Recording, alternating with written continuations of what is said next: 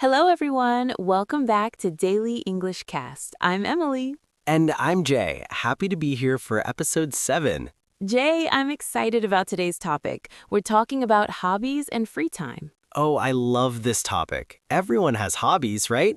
Exactly. And talking about hobbies is one of the most common conversations you'll have in English.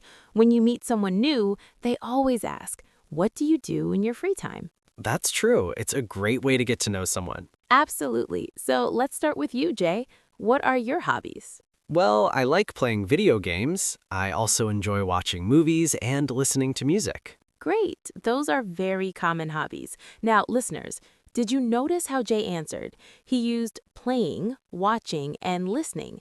These are gerunds, verbs that act like nouns. Gerunds? What's that? When you talk about hobbies, you usually use the ing form of the verb. We say, I like swimming, not I like swim. I enjoy reading, not I enjoy read. Oh, so it's always verb plus ing for hobbies? Almost always. I love cooking. I enjoy painting. I like hiking. This is the natural way to talk about activities you do regularly. That makes sense. Can you give me more examples? Sure, let me list some common hobbies. Listeners, repeat after me. Playing sports, reading books, watching TV, listening to music, cooking, baking, gardening, drawing, painting, writing. Those are all with ing. Exactly. Now, there are also hobbies with playing specifically. Playing video games, playing guitar, playing piano, playing soccer, playing basketball. Why do we use playing for these? Good question. We use playing for games, sports, and musical instruments. Play connects you with the activity in an interactive way. So I can't say I do guitar. No, that sounds wrong. You play the guitar, but you do yoga, you do exercise, you do martial arts. Different verbs for different activities. English is complicated. It can be, but once you learn the patterns, it becomes natural. Let's practice. Jay, what sports do you play? I don't play many sports. Sometimes I play soccer with friends. Good. So you could say, I occasionally play soccer, or I sometimes play soccer with friends. What about activities I do alone? Great question. Many hobbies are solo activities. For example, reading, writing, drawing, painting, photography, crafting. Photography. I'm interested in photography. Wonderful. So you could say, I'm interested in photography, or I'm into photography. Both are natural ways to express interest. I'm into photography. That's casual? Very casual. It's a very casual way to say you're interested. For example, someone asks, do you play golf? You say, golf, not really my thing. That sounds better than just saying, no, I don't. Much better. It keeps the conversation friendly. Now, let's talk about indoor versus outdoor hobbies. Indoor hobbies are things you do inside. Exactly. Indoor hobbies include reading, playing video games, cooking, baking, watching movies, playing instruments, board games, crafting, drawing, painting.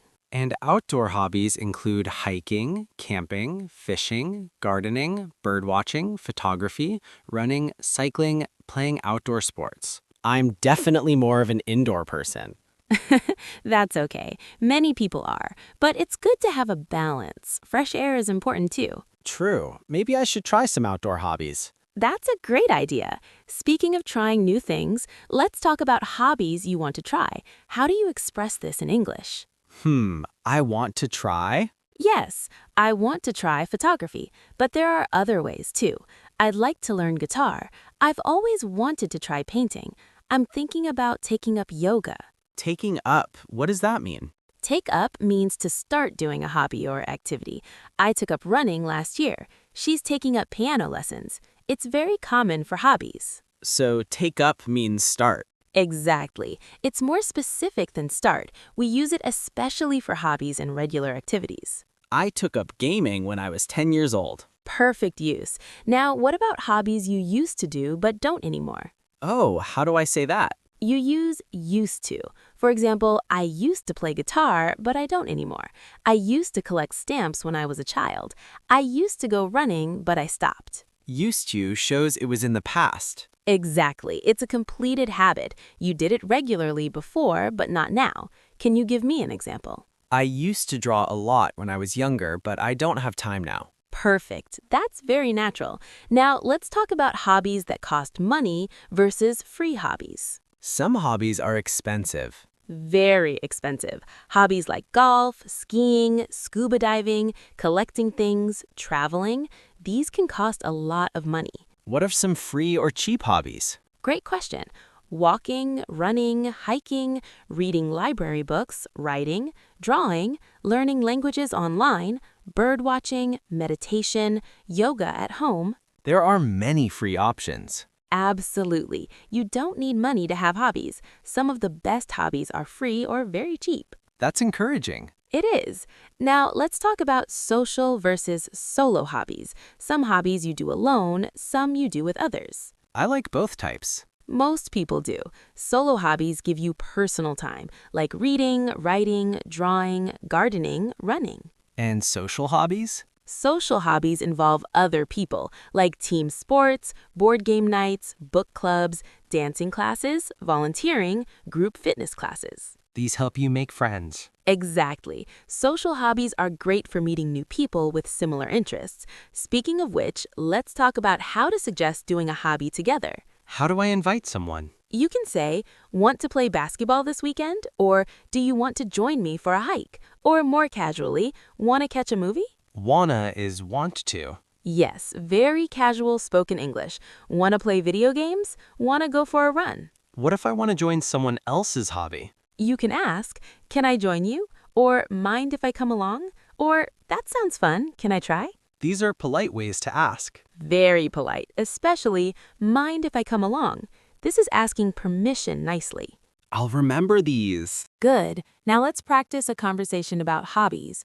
I'll ask you questions, you answer naturally. Ready? Ready. So, Jay, what do you usually do on Saturday mornings? On Saturday mornings, I usually sleep in until about 10. Then I make breakfast and play video games for a few hours. Nice. What kind of video games do you like? I like action and adventure games. Right now, I'm playing a lot of open world games where you can explore. Sounds fun. Do you play alone or with friends? Both. Sometimes I play alone, sometimes I play online with friends. It depends on the game. Great. And what about in the evenings? What do you do for fun? In the evenings, I often watch movies or series. Sometimes I just listen to music and relax. Excellent conversation, Jay. That was very natural. Listeners, did you hear how Jay gave details? He didn't just say, "I play games." He explained what kind, when, and with whom. Details make conversations better. Exactly. Now let's talk about seasonal hobbies. Some hobbies you only do in certain seasons. Like skiing in winter? Exactly. Winter hobbies include skiing, snowboarding, ice skating, building snowmen. Summer hobbies include swimming, surfing, beach volleyball, barbecuing. What about spring and fall? Spring is great for gardening, hiking, birdwatching. Fall is perfect for hiking too. Photography of fall colors, apple picking, visiting pumpkin patches. So hobbies change with the weather? They do. It keeps things interesting throughout the year. Speaking of which, let's talk about how to describe your skill level in a hobby. Skill level? Yes. Are you a beginner, intermediate, or advanced? These are the three main levels. How do I use these words? You can say, "I'm a beginner at guitar," or "I'm an intermediate swimmer," or "I'm pretty advanced at chess." Can I say I'm not very good at? Absolutely. That's very common and honest. "I'm not very good at painting, but I enjoy it." "I'm terrible at singing, but I love it anyway." So it's okay to not be good at your hobby? Of course, hobbies are for enjoyment, not perfection. That's what makes them hobbies, not jobs. That's a good point. Very important to remember.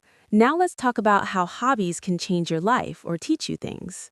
Hobbies can teach you? Absolutely. You can say, "My hobby taught me patience," or "Through photography, I learned to appreciate small details," or "Gaming improved my problem-solving skills." So hobbies have benefits. Many benefits. They reduce stress, teach skills, help you meet people, give you purpose, boost creativity, improve health. I never thought about it that way. Many people don't, but hobbies are important for mental health and happiness. Now let's talk about finding time for hobbies. This is hard for many people. Very hard, especially for busy adults. How do you make time for your hobbies, Jay? Honestly, I just do them when I finish my responsibilities. After homework, after work, before bed. Good strategy. Some people schedule hobby time.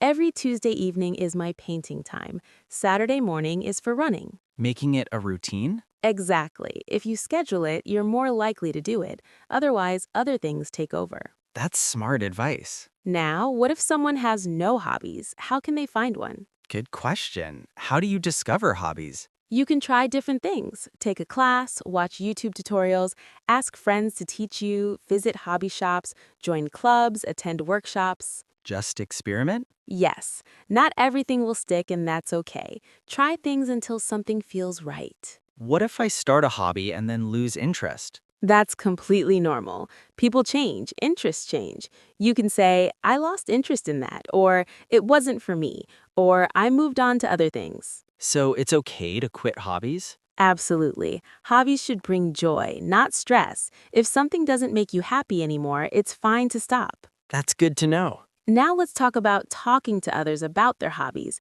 This is important for making conversation. What should I ask? After someone tells you their hobby, show interest. Ask, how did you get into that? Or how long have you been doing that? Or what do you like about it? These questions show I'm interested. Exactly. People love talking about their hobbies. It's an easy way to have a good conversation. What if I don't understand their hobby? Ask them to explain.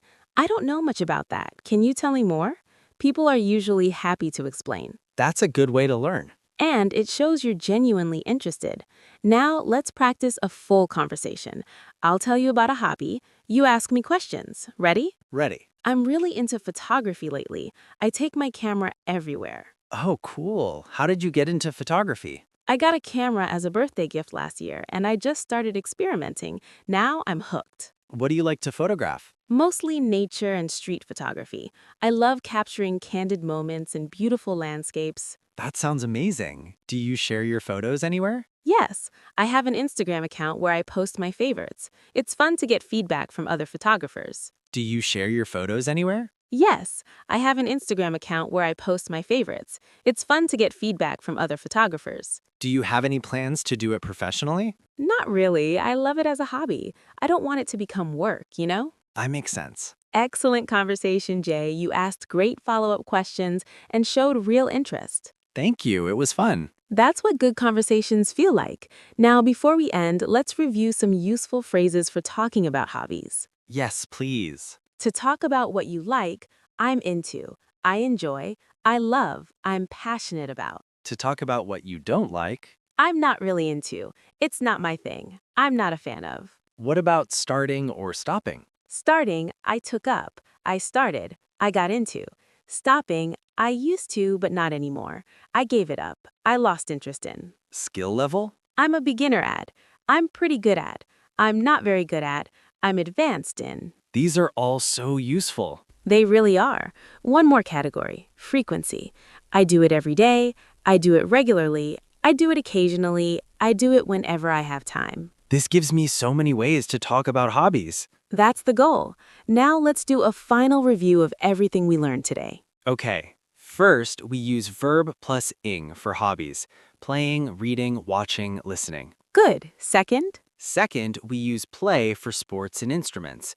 Do for activities like yoga and exercise. Perfect. Third? Third, common questions are what do you do in your free time and what do you do for fun? Great. Fourth? We can categorize hobbies as creative, physical, intellectual, relaxing, indoor, outdoor, social, and solo. Excellent. Fifth? Take up means start a hobby. Used to talks about past hobbies. I'm into shows interest. Perfect. And finally? It's okay to not be perfect at hobbies. They're for enjoyment, not perfection. Wonderful summary, Jay. I'm so proud of how much you've learned today. Thank you, Emily. This was really fun topic. It was. And listeners, I hope you enjoyed learning about hobbies in English today. Your homework this week, think about your hobbies and practice describing them in English. Yes, say it out loud, record yourself, practice with friends. The more you practice, the more natural it becomes. And maybe try a new hobby. Great suggestion. Life is short. Try new things. Have fun. Thank you all for listening. Until next time, keep learning, keep practicing, and most importantly, keep enjoying your hobbies. Bye, everyone.